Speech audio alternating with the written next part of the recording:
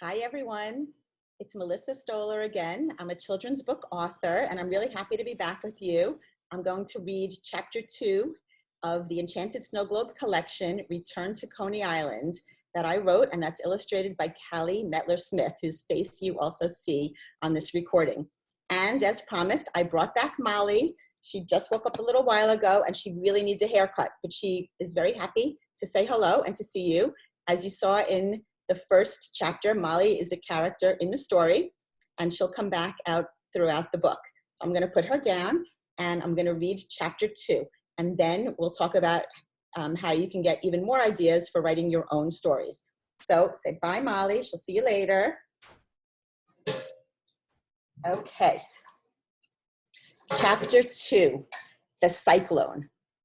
"Where are we?" asked Emma, pacing back and forth along a boardwalk. Her heart beat fast as she gripped Simon's arm. She didn't hear Molly barking or smell cinnamon and apples baking. They weren't in Nana's apartment anymore. The last thing Emma remembered was shaking the Cyclone snow globe. But where was it? It wasn't in her hands any longer. Instead, in front of them loomed the actual roller coaster. Crowds of people walked along a boardwalk. The sun shone brightly, and seagulls screeched overhead.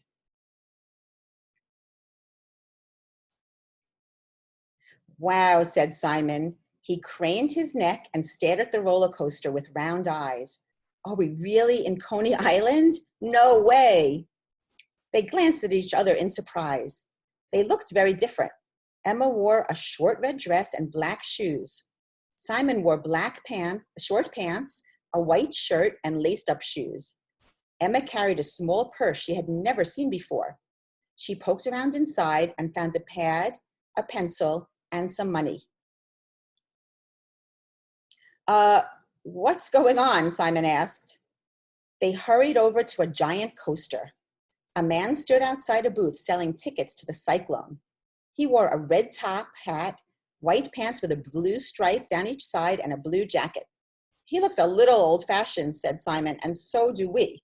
What happened to us?"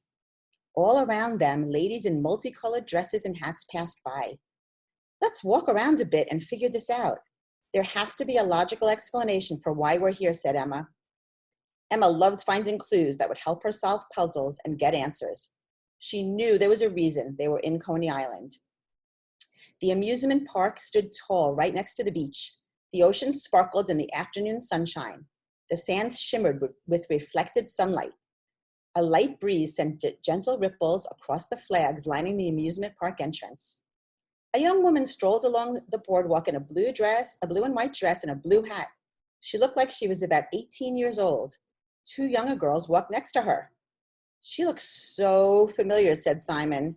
"She sure does," said Emma. "Let's follow her." The young woman and the girls ambled away from the boardwalk and finally stopped to eat a hot dog from Nathan's. The twins watched, their faces bunched up with puzzled expressions and furrowed brows. At that moment, the young woman in the blue and white dress turned around and headed toward the Cyclone, with the two younger girls trailing behind her. "Come on," the young woman shouted. "Let's get in line for the Cyclone. I'm ready to ride." "Are you thinking what I'm thinking?" asked Emma. "Is that great-grandmother Jessie?" And that's the end of chapter 2. So I was mentioning after I read the first chapter that I got the idea because I have a collection of snow globes, and this is my Coney Island snow globe.